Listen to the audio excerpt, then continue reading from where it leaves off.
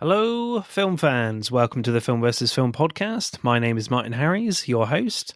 I'm a filmmaker on occasion, but mainly can't stop yapping about movies. On this podcast, every episode, I pick a topic from a film that's coming out at the cinema or on streaming. I pick a favourite film from that topic and battle it out against a guest to decide which film will become the greatest film of all time. If you enjoy this podcast, please leave us a 5-star review and subscribe. Please enjoy part 2.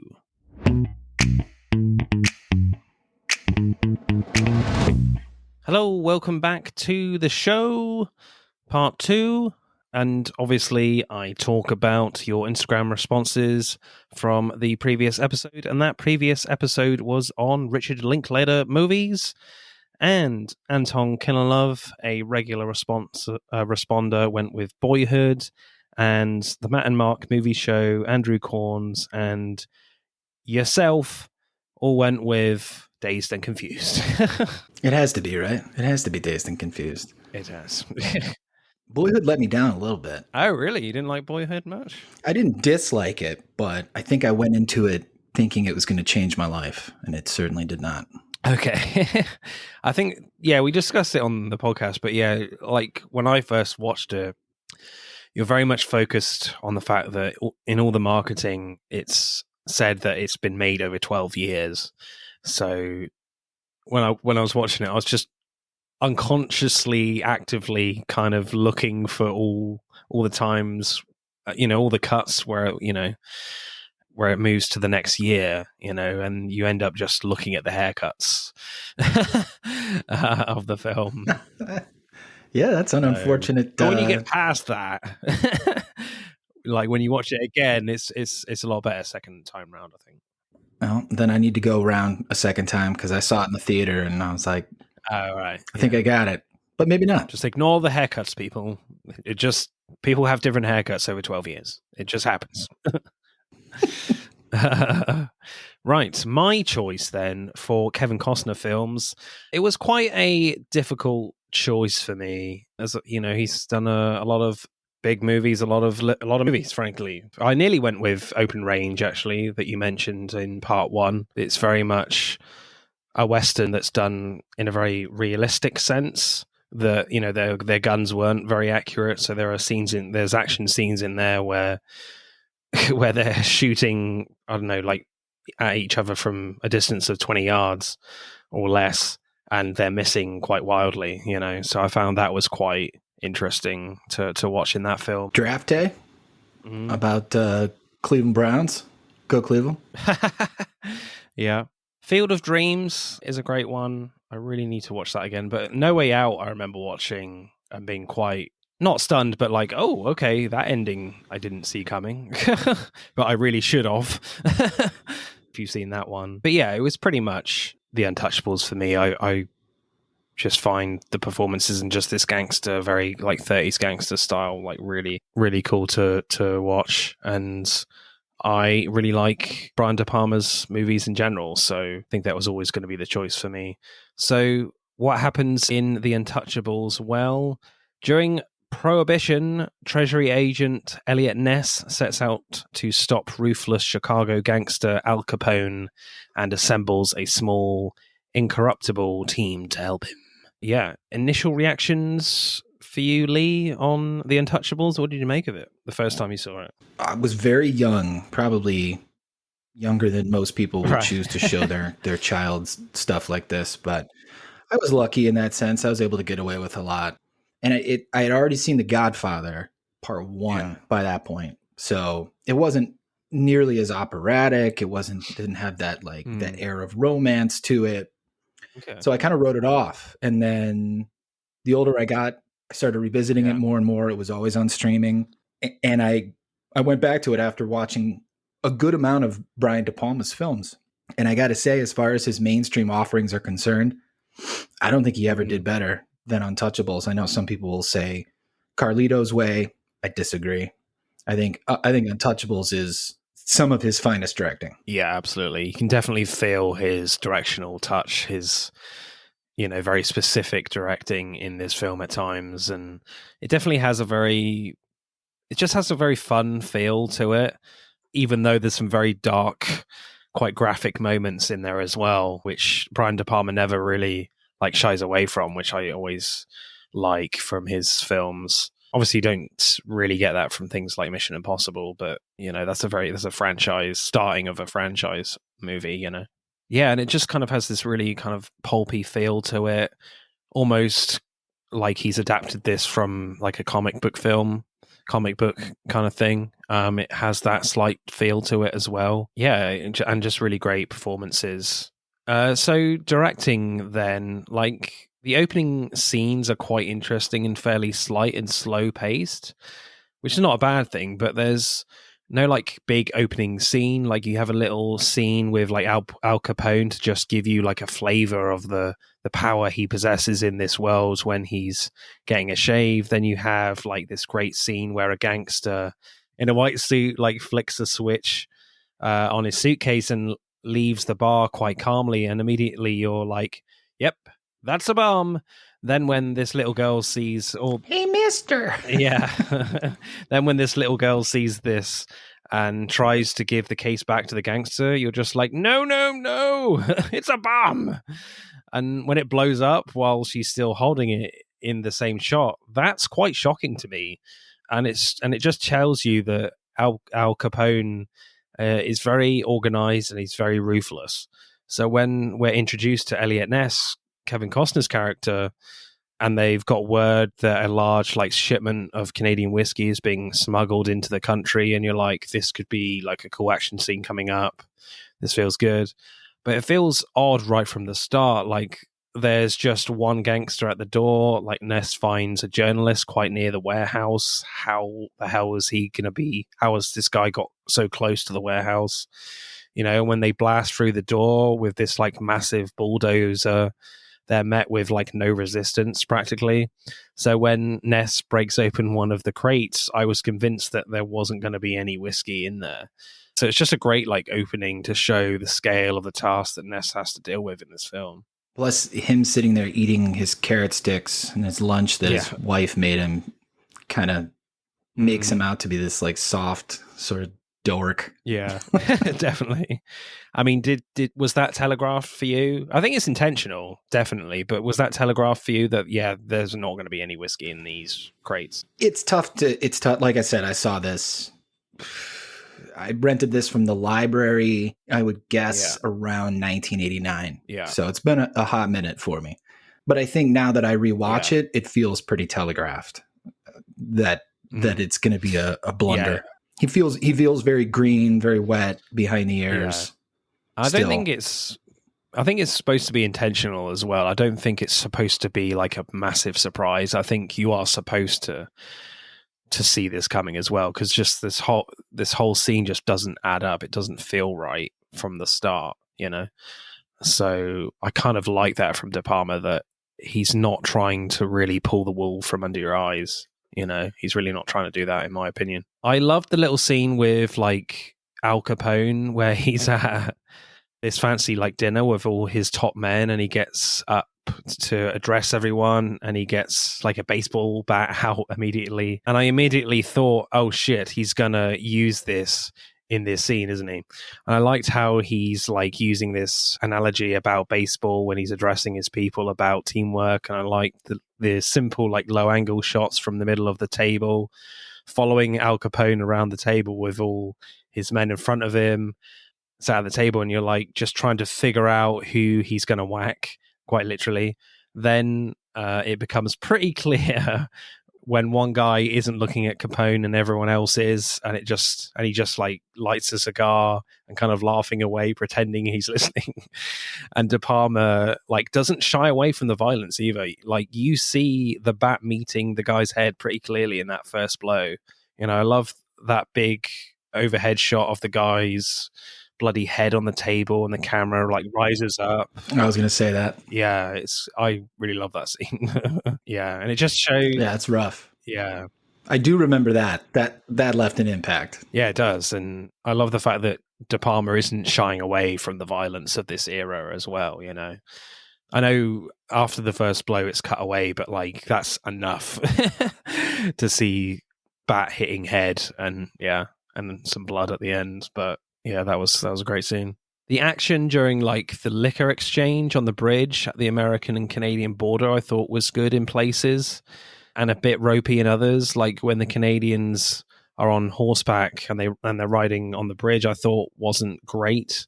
You know, where the pace of them riding felt very different, especially when the camera gets closer in on them when the cameras are actually on the bridge. It feels like they're going quite slowly compared to when they are riding towards it, and other shots like that. And although like the Untouchables riding across the field looked really cool, especially when they're like in one shot together, that was great. But I feel like it took an age for them to arrive at the bridge. I was like, how slow are these horses? Like the gun battles were just fine. Like I did like the bit of creativity though, where Costner is firing at the car, like the car ends up over him. That was cool, but other than that, like nothing too special in that scene for me. Do you agree? Or yeah, I remember even as a kid, this one I can comment on. I remember the first time I saw it being like, I liked when Connery's like, hey man, if we're doing this, there's no going back. When they first storm, because I think the sequence you're talking about takes place after that. Yeah. So they go in together, you know, this is a raid and blah, blah, blah, blah. And then they have their first, you know, all four of them together at the Canadian-American border. Yeah, it just wasn't. I remember being like, this doesn't feel very adventurous and heroic. They're on horses. I guess I was expecting something a little bit more grand. The part that always sticks out to me is where they take the one dude hostage. Oh yeah. Can never remember the actor's name, but he was in Slapshot, and yeah, they're like, Costner's like, you're gonna talk. And he's like, fuck you. And he takes Connery takes the dead dude, blows his brains out. What do you want to know? I'm going to tell you. Yeah, that was the highlight of that scene, definitely. And I think absolutely for me, there's no doubt Brian De Palma is a great director. He's a great thriller director, a great horror director. But I think the action stuff kind of shows up a little bit, especially all the horseback stuff. I mean, I kind of like the little bit with Oliver, I think his name is, the accountant, wielding a shotgun and he's blasting people away. That was kind of cool. But yeah, when you look at like a lot of modern action cinema in terms of gun action, it even in terms of gangster films set in this time period, I'm thinking Public Enemies right now. But yeah, it doesn't really stack up, I don't think. Yeah, I feel like you can feel the inexperience that Brian De Palma isn't that used to shooting big action scenes. Was that fair to say? Maybe. Yeah, maybe. I would say it's definitely the weakest. We're talking about the weakest sequence in the entire movie. I think apart from this part of the movie, I think the rest of it is very engaging. Yeah, absolutely.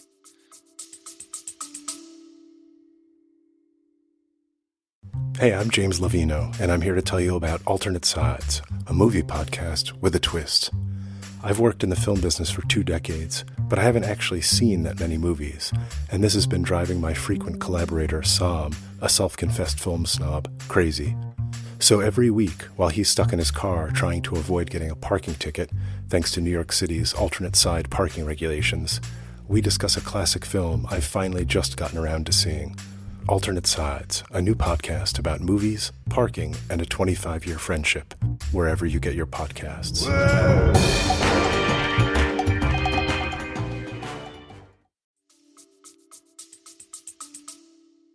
One action scene, which is probably the most iconic of the film, which is really well done, in my opinion, and people like Zack Snyder should take note, frankly, is the station slow-mo shootout near the end is obviously great and definitely the scene that everyone remembers. And I think what's impressive about it is that De Palma really takes his time before the action to build the tension, which these days is just kind of non-existent for action scenes, to be honest. Like Ness is just looking at the entrance, looking at this woman struggling with her baby coming up the stairs.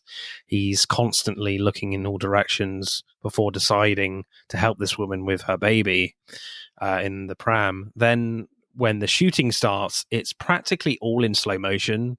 Only very few shots of reloading are at normal speed. there are occasions where I was like, why isn't that guy shooting right now? He's in range, he's clear. But other than that, it's a great thrill ride of a scene for me. Just kind of really well done and works so well. The fact that it's all practically in slow-mo and still works. Yeah, I think it's also bolstered. Not only is it beautifully shot, but it's brought to the next level by Ennio Morricone's score. Oh, yeah. Probably my favorite composer in film for me. Yeah, he's up there. Have you got any other scenes you quite like from a directional point of view? Absolutely. The point of view shot stalking Sean Connery, I think, is probably my favorite sequence, because when he takes the gun out of the stove, catches the guy, and you're like, oh yeah, fuck yeah. And then he get out of here, you dig old bastard. Walks right out the door and just mowed the fuck down. Yeah. Like that. As a kid, I was like, no, you can't kill Connery. What the fuck is this shit? Yeah. Yeah, it had to have been 89, because 89 was when Last Crusade came out. Yeah. So Connery was now on my radar. So, really? Yeah, because I saw Last Crusade was the first Indiana Jones movie I was old enough to go and see in the theater. So, yeah, it must have been summer of 89 that I saw it, because I did not want Connery to die. Yeah. You hadn't seen any of the other his Bond films then? No, I did not grow up on a diet of Bond. Okay. I've gone back to some of them. Not really my cup of tea. Oh, really? Okay. Interesting. Yeah. I was more of an Indiana Jones guy, but yeah, I mean, everyone loves Indy. Yeah, so that point of view, the guy climbing up through the window, so cool. So great. Yeah, that's my favorite scene for sure. Like, it's just pure like Brian De Palma slasher film directing for me, where it all kind of starts off with Neety lighting a cigarette, and he just like walks off into the night, and you see his fellow gangster jumping on like a dumpster, I think, and you forget about Neety in that moment. Then we have like a really long POV shot of the guy looking through the window, and I love the part where Connery like looks through the window and the camera kind of like moves away, and we're just like looking at the wall. That's quite a brave thing to do for me in a film like this, in a big film like this, just putting a camera just pointed at the wall. I loved all the parts where you see like the gangster's hand opening windows and the door. And I love the fact that you think the gangster in the POV shot has the advantage when he sees Connery at the end of the corridor. But then, as you say, Connery draws the shotgun on him, which ends the POV shot. And I loved how like Connery chases him out of the building, then gets riddled with bullets, as you say. Just a great subversion of like slasher film tropes for me. And then, well, yeah, it's a good point. It is very, very much like a horror villain stalking the prey. Yeah. But yeah, and then you get the death scene with Connery and Costner over him. And again, I mean, Morricone's playing throughout the entire thing. It goes from this very sinister, creepy to this very sad sort of goodbye ballad. Yeah. Yeah, great stuff. I guess we've touched on all the top ones. I think my runner-up would be after the little accountant dies. The guy with the glasses gets blown away in the elevator. Mm-hmm. And Costner goes to confront Capone on the steps of that hotel. I think that's Costner's best acting performance part in this entire movie. Yeah, absolutely. When he goes to draw his gun. Fuck me. He goes to draw his gun. Yeah. Another fun fact. We both picked movies where the first choice for the protagonist was Harrison Ford. Really? Yeah. And Costner swooped in. Yeah. And grabbed the part. I feel like those two were just like battling it out for the big parts in this era. This is one I think might have been, it would have been obviously a completely different movie, but I think it could have been pretty cool. Yeah, definitely. With Ford as Elliot Ness. And we know he can wear a hat, a hat well. So yeah, that's the other sequence I like, because it gets Connery, Costner, and De Niro all in the same space in this very sort of volatile exchange, face to face. Yeah, it's good stuff. Oh, and then the sequence during the courtroom trial portion, the rooftop sequence. Forgot about that one. Yeah, that was great as well. Yeah, I had that in screenplay.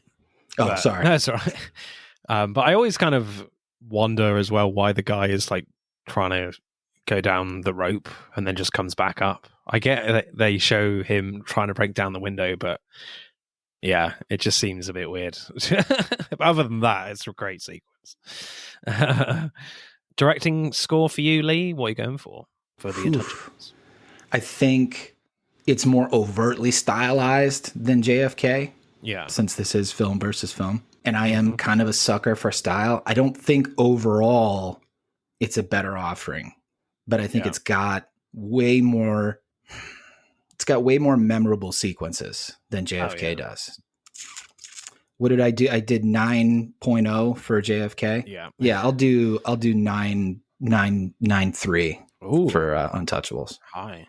Yeah, you know, I want to go really high. I want to, but I feel like with JFK that the undertaking was pretty huge, and I kind of didn't mention too much, but in the first part that it's an editing masterclass in that film JFK to really keep the pacing up and to introduce you to all this footage and the dramatized elements and to make it feel like really fluid is quite remarkable. With this, De Palma is trying to do like the ultimate, you know, Al Capone gangster movie, and I think for the most part he really does succeed, and he does put his, you know, the De Palma-isms in his film, which is great to see. Because sometimes, you know, a lot of the times when, you know, directors are brought in for these big films, because this is a big film, I would say, you know, that they don't feel like they can put in their directional style if it's a big film based on real people, etc. Whereas De Palma's just like, yeah, I'm putting a whole slasher scene style scene in my movie, and I really appreciate that. But some of the action stuff in the middle is a bit ropey, and it doesn't particularly hold up that well, in my opinion. Sometimes I feel like they could have pushed the boat out a little bit more in terms of action and how things are constructed. Yeah, I know probably De Palma's not in for that, but I feel like they could have pushed the boundaries a little bit more in terms of scale, whereas a lot of like the production design is great as well. I just think JFK is so surgical. Yeah. That it is, like you said, it is an editing masterclass. It's a fucking clinic, but as far as the visual medium is concerned, I think De Palma's got a better eye. Yeah, definitely. That is a very good case. Yeah, this is hard to score. I think I'll go like an 8.4 for me. Right, screenplay then. In the first hour of this film, it's pretty much what you would expect, I think, to see. In a gangster film where you have like the gangsters showing their wealth and power in like small doses, like Elliot Ness's family scenes are quite schmaltzy and romantic, so you get quite, you know, which is emphasized through, as you said, Morricone's score, and as you get like quite a contrast between the good guys and the bad guys in that way. I also like how they don't like waste any time in forming the team. Like Ness asks Sean Connery to join the team at his house, but turns it down as you would expect, but comes back to the station in a very undramatic way as Ness just notices him in the hallway and the camera just draws back and there he is. And it's still kind of got a little bit of style to it and character to it, but it's nothing, you know, majorly dramatic, which I quite like. They're just trying to get on with the film. But what I loved was the use of Neety, like Billy Drago's character. Like you have several scenes where like the Untouchables raid liquor deals and they're on a like high, but Neety turns up at Ness's house very briefly to threaten his family.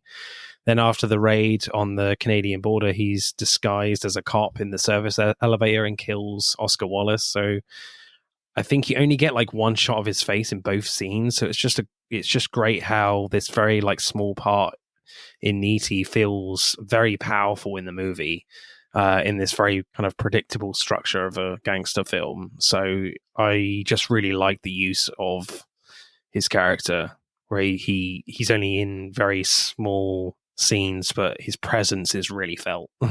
I enjoy the character of Sean Connery. Absolutely. I think obviously We could probably do an episode on whether or not he deserved Best Supporting Actor this year. It felt a little bit like a Lifetime Achievement Award. It did, but but still, he is the most compelling character in this film. You could make an argument for De Niro, but he's not in it very much. But so many of the things that come out of his mouth are wise and comedic and a little racist.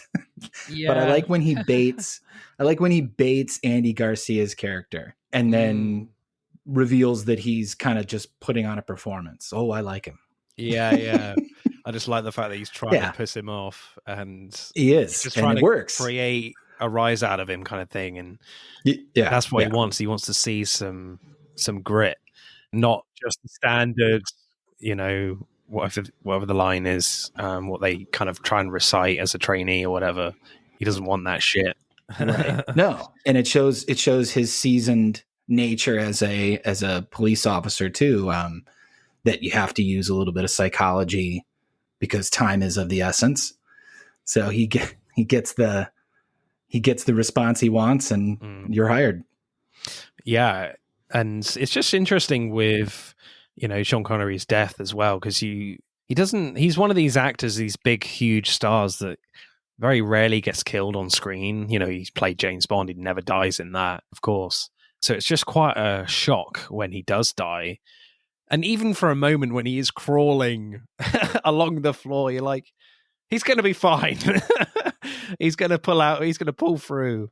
But of course he doesn't. But yeah, he very much plays the mentor role, and you can really feel the experience that he's lived a long life in Chicago. And there's a great contrast between Connery's character and Elliot Ness, that Ness is very fresh at this, and he's trying to do things by the book in the beginning, and yet Ness learns very quickly that that's not going to work.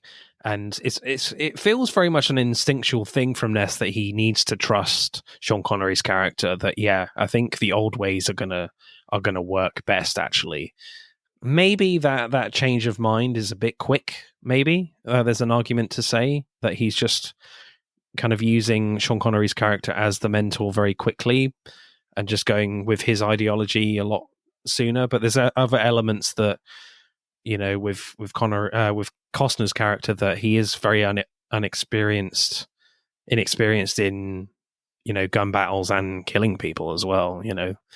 There's a few moments where you see that in his performance for sure. Yeah, it's like, I don't need any more notes from my wife and my lunch. I need this grizzled old Scotsman, beat cop. He's trying to play an Irishman. Yeah, definitely trying. Yeah. I kind of really liked how the second half of this film plays out, because Oscar Wallace kind of dies quite brutally, I might add. Like, the film makes it very clear that the Untouchables have to get their hands on the bookmaker to nail Al Capone in court while trying to stay alive, of course. So when you have like the brilliant and iconic shootout on the steps at the train station where they capture the bookkeeper, you feel like all that's left to do is to like convict Al Capone in court. So to kind of change things up a bit, De Palma in the courtroom scene, like De Palma, he uses Nitti, and Ness notices that Nitti is like carrying a gun and literally could shoot somebody potentially in the court. So I quite like the fact that we suddenly have like a cat and mouse scene between Ness and Nitti across the rooftops. There's some great like will he, won't he stuff with Ness, whether he will like kill Nitti with a gun when he's on the rope. Then we go back into the courtroom to finish off Al Capone. So I quite liked how like the end isn't kind of bogged down with a lengthy courtroom scene to end a gangster film. You want some gangster cop action, I would say. And I think De Palma definitely recognizes that in the writing. Do you agree with that? Yeah, absolutely.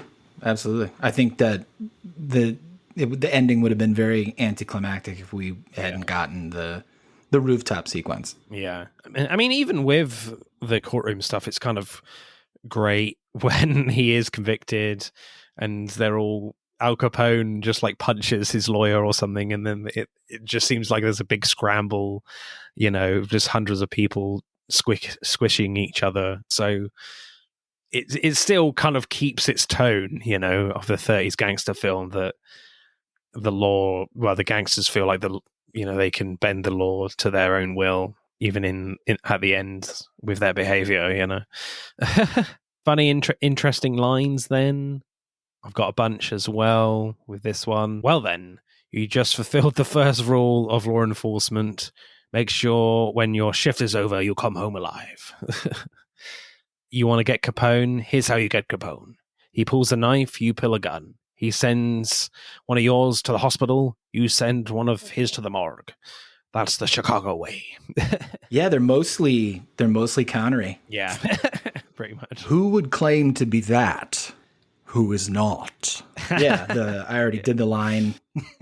He's got a couple of semi-racist lines, mostly against Italians, but the most popular one being he pulls a knife, you pull a gun. Yeah. What are you prepared to do? Here endeth the lesson, which is then, of course, repeated to Capone by Elliot Ness. Yeah. You got a warrant? Sure. Here's my warrant. Shotgun butt to the balls. No. Yep. Obviously, the final line, which I don't think I could do verbatim, but I believe I'll have a drink. Yeah. A journalist asks him. They say they're going to repeal prohibition. What will you do then? I think I'll have a drink. That is great. One line I quite like at the end of the slow-mo gunfight is when Costner's like, you got him? And then Andy Garcia says, yeah, I got him. Take him. It's just really cool. It's just really cool hero stuff. I mean, not only are those two really cool, but that guy too is really good. Yeah. Just like Andy Garcia. Yeah. No, not Garcia. The bad guy who has the bookkeeper. Oh yeah. I'm walking out of here. Yeah, that guy's great. You got nothing. Yeah. I think my favorite one from Al Capone, Robert De Niro, is where he's really pissed off that Ness is just messing up his business, and he says, I want him dead. Yeah.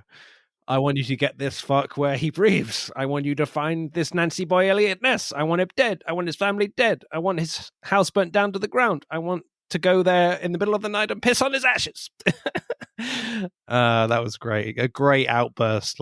And he says it just really quickly. Yeah, I can't believe I forgot that one. Damn. And one kind of really kind of corny one, but just and slightly cheesy. But yeah, I love it still. And it's on the rooftop with when Neaty dies, and he says, I said that your friend died screaming like a stick Irish pig. Now you think about that when I beat the rap. Ness pushes him off the roof. Did he sound anything like that? Where he's screaming to his death. Yeah, that's an interesting part, because it's like, this guy's not Batman. No. He's willing to commit murder. Yeah. But my favorite by far, and I laughed out loud when I heard this, and it's during the Canadian American border shootout, and Connery is running after one of the gangsters, and he says, all right, enough of this running shit. Which is great. I love that. Have you got a favorite for you? Yeah, I mean, you covered all the best ones. I wish I could quote line for line the parts where Costner confronts Capone on the steps, but I think my favorite is Connery being racist. Get out of here, you dago bastard. Yeah. Oh dear. Good stuff. Yeah. Apologies to any Italian listeners. Yeah. Don't get many, it's fine. Screenplay score for you, Lee. What are you going for? I'm less knowledgeable on the 30s American gangster culture, right, than I am on the JFK case. So might be a little misinformed here, but it feels along with De Palma's style comes this feeling that feels much more like I'm watching a movie and less like I'm watching a historical documentary. Although I am keen enough to tell the difference. I don't know. I think I'm going to go 8-6. Okay. Yeah, I enjoy the screenplay, yeah. I don't think it has any surprises up its sleeve. Well, apart from Sean Connery's death. Other than that, I think it's like a straight up kind of 30s gangster film, and it just has a really great pulpy flavor to it. And I feel like as well, yes, this is based on true events as well, but I don't think Brian De Palma cared too much about that. Obviously, there are, true things in there, but I don't think you're like, oh no, that wasn't true. I don't think when you're watching it, you don't really care about that. And I don't think De Palma does either. And because it has a lot of style to it, I think that's great. Endlessly quotable. Yeah, I think I will go an 8.6 as well. Acting then. Billy Drago as Needy in the white suit is brilliantly villainous for me, but love the little bit where he's like sitting waiting in his car for Ness to turn up at his house, and he's just got these very like evil eyes and a brilliant like cold stillness in his face while saying that he could take care of, when he says take care of your family, brilliantly cold from that guy. Yeah, he's just a nasty looking motherfucker. Like, yeah, probably a super sweet guy in real life. Yeah, but just has the face of a villain. I mean, he's not in it much at all, but he's very memorable for sure. Like, you remember his scenes for sure. It was interesting to see. It's interesting to look back and see Garcia in this role, because other than maybe Black Rain, I can't think of another movie where he played a good guy or even a cop. I guess he's also a cop in Black Rain. Yeah. But yeah, he never really had another lead role like this that was as badass and as heroic. Yeah. Like even in Godfather 3, he's having sex with his cousin. Yeah. I mean, so he's great. I feel like the only thing with Andy Garcia's performance and character in general is that he's built up as this really good sharpshooter. Yes, he's straight out of the academy, but like he only gets like one cool moment, and that's at the end of the staircase scene where he's like, you got him? Yeah, I got him, take him, and shoots the guy. That's about it for me, because like he gets taken out, he gets shot in the shoulder at the start of the Canadian American action scene, and you're like, is that the reason why that particular action scene isn't great? Because they don't want to show that they can't particularly make Andy Garcia look amazing? I don't know. Can't blow the load too early. No, that is true, but it's like, I mean, that's another knock to that scene. It's just slightly disappointing that he is built up as this kind of great marksman, and yet he gets taken out quickly. Yeah, I guess it builds. When Connery provokes him, though. Yeah, that was cool. Kind of swats his arm away and puts the gun up to his neck. Yeah, that was pretty good. But I feel like with Garcia, like you are left wanting a little bit more from him. I feel like this film is very much the Costner and Sean Connery show for me, and he does get left behind a little bit. Andy Garcia. Agreed. And De Niro. Yeah. But I feel like with De Niro, again, like when he shows up, he has a huge impact, and I quite like the fact that De Niro isn't in it that much, because his scenes are just powerful enough that you don't need extra scenes for him, so you can just concentrate on your main leads. Yeah, I guess it's hard, having just spoken about JFK, which has, I mean, if you ever want to play 6 Degrees of Kevin Bacon, JFK is your that's your White Album. Yeah. That's your fucking your answer. Citizen Kane right there. Yeah, so, I played that game a lot at university. Yeah, that was fun. But I think everybody's pretty well cast in this movie. It doesn't have as wide of a cast as JFK. Not many films do. Absolutely not. That's true. Yeah. I mean, I quite like the little like outburst from Kevin Costner after he like shoots this Italian gangster at the Canadian American border. Like he's shouting, "Why the hell didn't he just listen to him?" And he may tell you that this character hasn't killed a man before, and he kind of sort of wipes his hands as he sits in a chair, like he's wiping blood off his hands. And I feel like Costner could have lost it a little bit more for me to bring out that rage, like kind of like Joe Pesci in a way from JFK. But it kind of shows again that the task ahead for him is very big. He's going to have to shoot some dudes and push people off rooftops. Yeah, he gets there, doesn't he? Yeah, but I just kind of like that you get the sense that I don't think this guy has killed anyone before. Yeah, you mentioned this scene briefly as well, but also with Sean Connery, he's great as always, but I feel like he tries to do an Irish accent in that first scene, in a few of those lines, but then never tries to do it again, I find, which I found, quite funny, to be honest. He's playing a Russian dude in Hunt for the Red October. It doesn't matter. He just sounds like Sean Connery. Let him sound like Sean Connery. Don't try and make him do another accent. There's no point. But I think my favorite scene with him is the one you mentioned as well, is where like they capture a gangster at the Canadian border and he won't talk. So Connery like steps outside and picks up a dead body and pretends he's alive through the window, points the gun and threatens to kill him and just ends up blowing his head off. And then goes back inside and he's like, he'll talk now. Which of course he does. And what I also like is everyone's just like, what the hell just happened? I am kind of weirdly scared right now. Yeah, it's another one of his, we don't have time for this shit. We got to cut corners. This has worked for me in the past, or, maybe he witnessed somebody else do the exact same thing, or maybe he thought of it on the fly, but it's the old guard. Yeah. Time is of the essence. We got to get this shit done. We don't have time to fuck around. Yeah. Have you got any other acting moments that you quite liked? No, I feel like we've scoured. Although I did like that pull, that moment with Costner. Why didn't you just listen to me? Yeah. Yeah. Favorite performance for you? Who you going with? Connery. Yeah, definitely Sean Connery for me. Frankly, if Sean Connery is in a movie, I'm probably going to pick him every time, to be honest. Acting score, Lee, what are you going for? I think it's just as rich. Might not be quite as many performances, but there's a richness here. Oh man, I'll give it an 8/8. Yep, you read my mind. That was what I was going to go with as well. 8/8. Yeah, I think just people like Robert De Niro, Sean Connery kind of just elevate this. There's no bad performances at all. Again, like Costner carries this film really well as the star.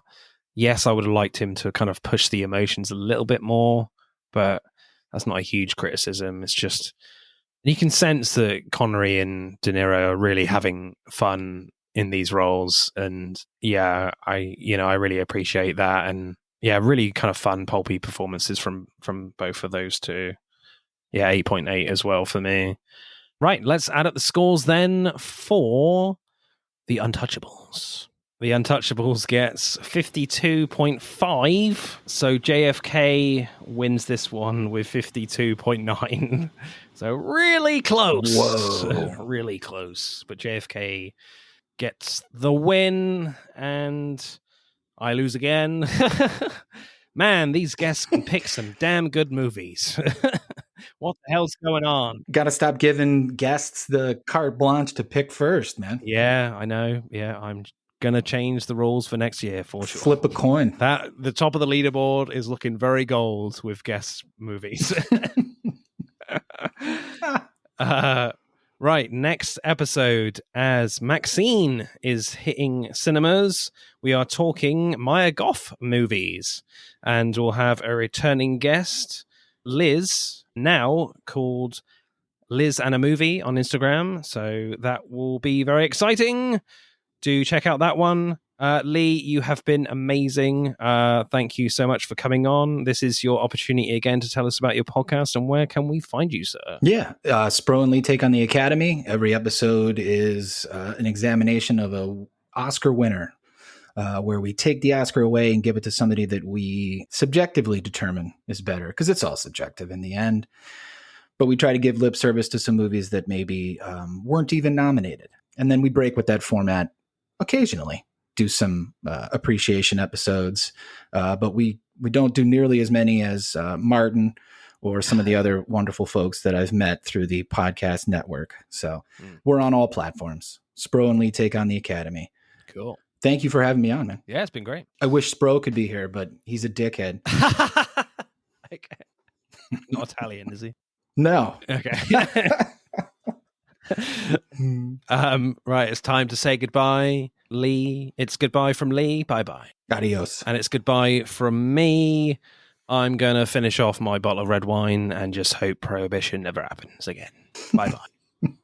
That's it for part 2. Thank you for listening. I hope you enjoyed it. Check out part 1 if you haven't done so already.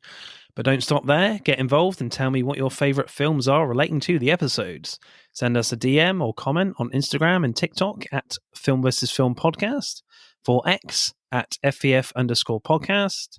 Plus, we are now on YouTube, so hit that like button and comment there. If you do, I'll give you a shout out on the next episode. Remember, please leave us a 5-star review and subscribe. Pod signing off.